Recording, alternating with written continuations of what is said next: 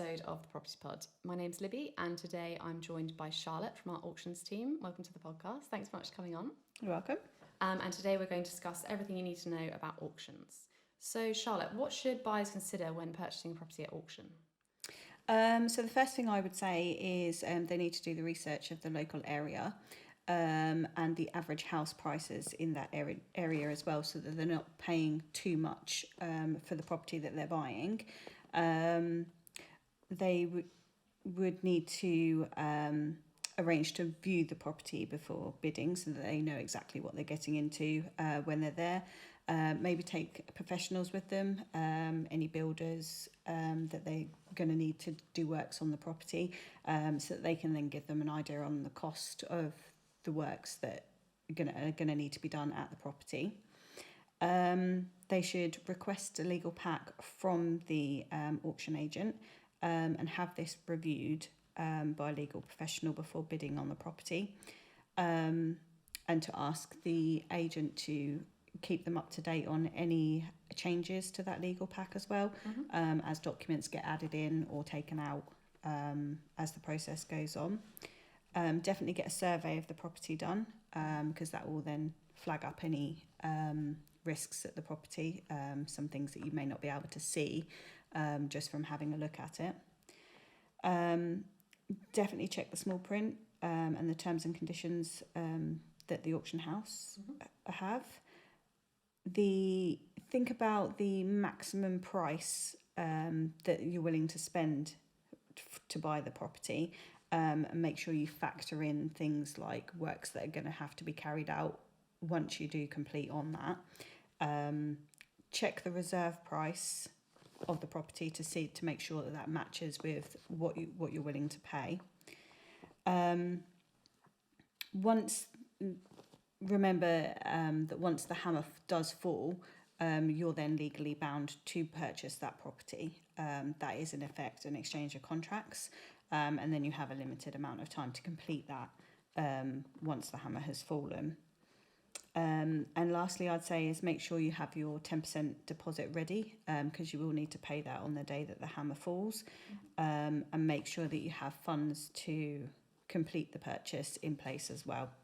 So any mortgages or anything like that, definitely have all of that in place before you place your winning bid. Yeah. And what is the legal pack? Like, what's involved in the legal pack? Like, what are the documents and stuff? So the legal pack, that should have all the title documents of the property. Sometimes searches, sometimes not. So that's another cost to factor in, that if there is no searches in the pack, they may need to be ordered. It would also have planning permissions, special conditions of sale, which will have all the conditions of the sale we'll be purchasing. Sometimes there's additional fees that you would have to pay in those, so definitely read the special conditions very, very carefully, because sometimes these can be hidden costs that you haven't factored in when setting your maximum bid. And how do you guys help buyers with the property buying process?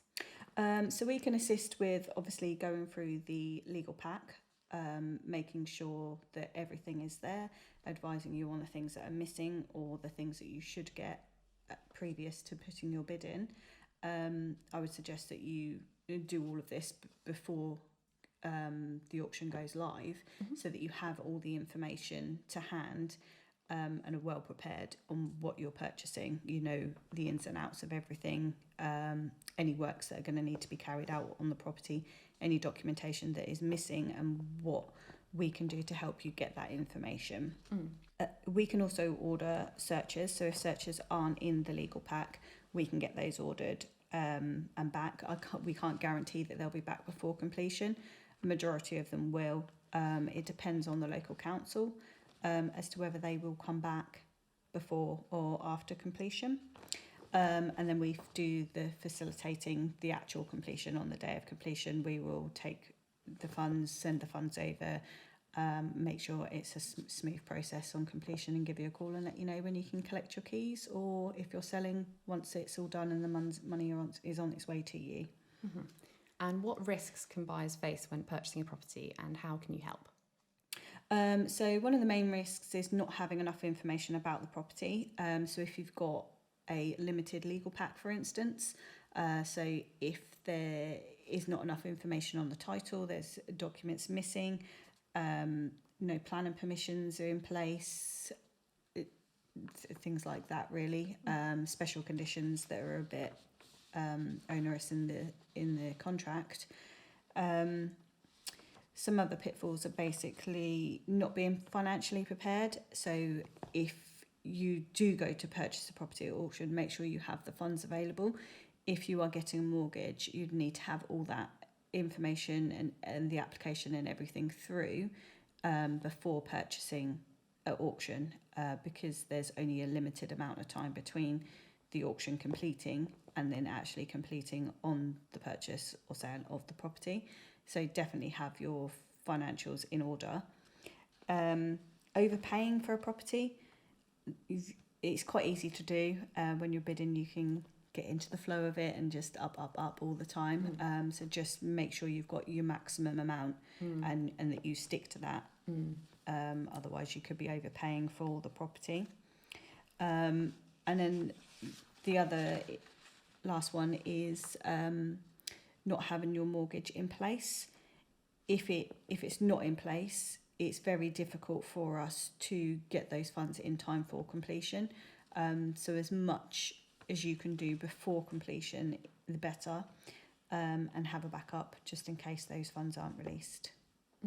And are there any specific laws or regulations that buyers need to think about when buying property at auction, and how can you assist them with this? It's very similar to the normal conveyancing process. One of the main differences I would say between normal conveyancing and auctions is once that hammer falls, that is exchange of contracts, whereas in a normal conveyancing transaction, you can ask questions, go back and forth with the sellers and get more information out. So with auctions, you would need to do all of that before the day of the auction, ask questions of the seller's solicitors, and have all that information before the hammer falls at auction, because then you would only have between 28 days to complete, depending on what the special conditions say. Sometimes it's as short as 14 days. And some of them have longer sort of time constraints, don't they? So it's like 56 days. So that's modern auctions. Okay. So modern auctions, they work a little bit differently to traditional auctions.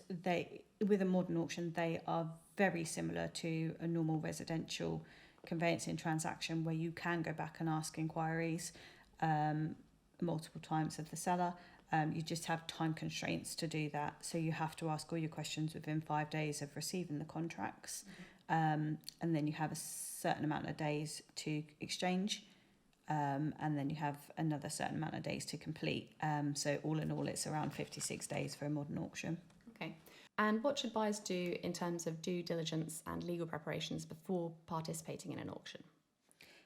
So with auctions, obviously all of our money laundering regulations will still apply, and we need to be satisfied as to where all the source of funds is coming from. So all that information we should have before you go into the auction, so that we can accept the funds into our account on completion. So it's important to have that ready really as early in the process as possible.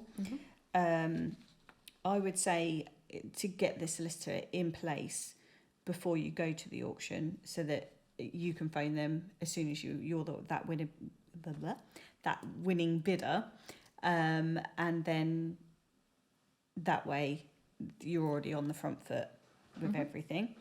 Obviously we'll also need to do all the normal identification checks as well. Get any mortgage that is required in place, and make sure you're in contact with the broker so that you know how long any valuations are going to take, because if there's a long period of time wait for the valuation to happen from the mortgage provider, you then run the risk that you're going to run out of time for your completion date. So definitely have a backup plan in case those mortgage funds don't come in on time and 100% have a review of the legal pack done as well. And what legal implications are there when buying a property at auction with existing tenants or lease agreements involved? So if you're buying with a tenant in situ, you would then in effect become their landlord. So you're going to need to comply with the landlord's regulations on deposits and providing the correct information to the tenants. There'll also be ongoing landlord requirements that you will have to abide by, but we can give you pointers as to what those would be if you haven't done that before. There would be extra inquiries that we would ask the seller to provide, extra information like the rent deposits, where they're kept, any references that they did for the tenants, all that information. We would also ask them to do a letter to the tenant to let them know that you are now going to be their landlord and where to pay the rent to, because that will then come to you or through your agent if you have one in place. One thing, just as a warning on buying with a tenant, you could potentially be buying a property where the tenant hasn't paid their rent, so you would then be buying it with arrears in place and potentially a problem tenant. Okay. And what are the typical fees involved for hiring a solicitor? Okay, so our fees for reviews, so this is before the auction takes place. If it's a freehold property, they're $499, and a leasehold property is $599. Completions would then be a further $399 or $499, depending if it's a leasehold or not. And then if you didn't have a review done and you just came to us and said, I bought this property yesterday, can you complete it for us? We can do that on a freehold for $899 and a leasehold for $999. And can you explain the steps involved in completing a property purchase at auction, from bidding to ownership transfer? Yes, so when you bid on the property at auction, once that hammer falls, you're then bound into purchasing that property. Depending whether you've had a review done or not, if you've had a review done of the property before you purchased it, you would have had a report as to what's missing, what we need to get, what you don't need, what you do need. So if you've had that review, we would just go away and try and get that information for you, or potentially put indemnity policies in place. You would need to get all your mortgage instructions, mortgage offer and everything out if you're having a mortgage put in place. Then if there is no reviews been done, we would, at that point, we would go through the documents and tell you what's missing and ask if you want us to get that information for you. Any searches that are not in the legal pack, you would then order those then. We would then agree the terms of the contract, the transfer deed. Get that all signed with some other documents, get the funds in, and then we would complete on the day of completion for you, normally 20 to 28 days in between. Okay, great. And what advice would you give to first-time buyers who are looking to purchase property at auction?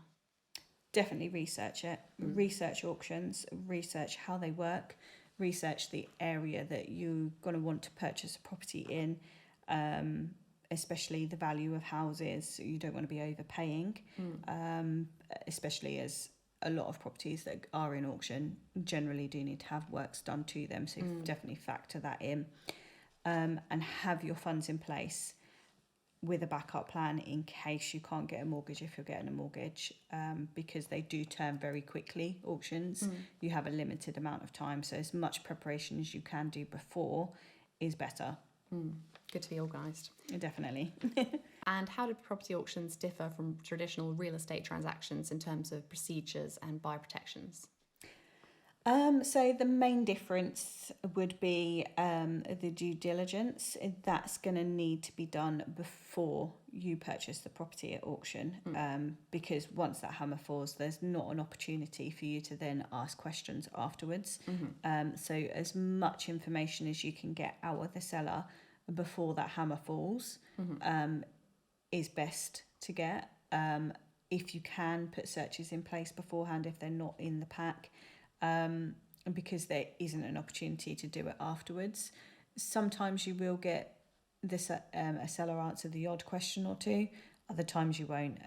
It depends who you're buying from, why the property is in auction. They may not know the answer to the questions that you're asking, but 100% do all your surveys, work out how much it's going to cost you with any works that need to be done all beforehand, and get as much information as you possibly can. And what happens if a buyer discovers defects or undisclosed issues with the property after they win it at auction? Is there anything you can do? What should they do? So you should carry out your surveys and inspections prior to the auction, because a seller can't lie to you if you ask questions, but you must do your research, because it's very difficult to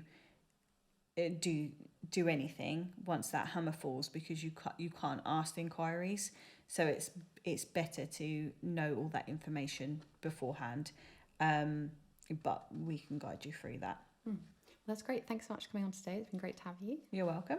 And for all you guys at home, if you did enjoy this episode, please don't forget to like, share and subscribe, and we'll see you next time.